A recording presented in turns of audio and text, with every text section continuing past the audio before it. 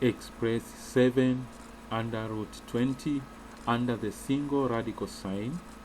Or let us see how this can be done. So equals to 7 times the square root of 20, and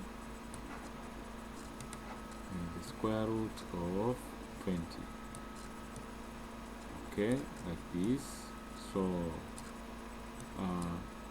that is to say 7 came out because it is the answer for the square root of a certain number.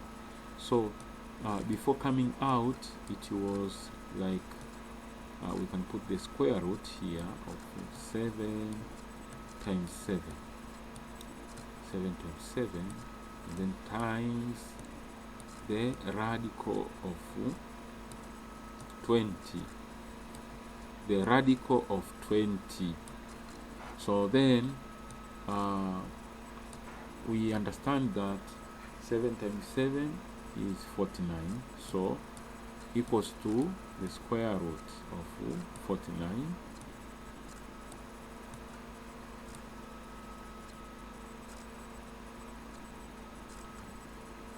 So for it is 49 here times the square root of 20, and then later we are going to join all of these under the same radical sign, all of them. So it will be 49 times 20. So 49 times 20,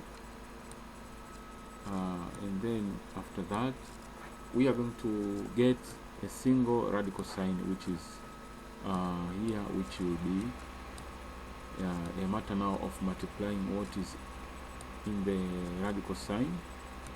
What is in the radical sign should be multiplied.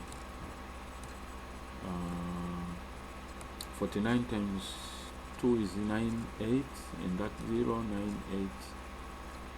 980.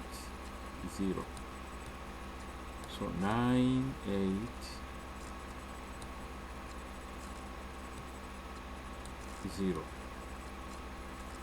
and that is our answer for this particular question. Be blessed.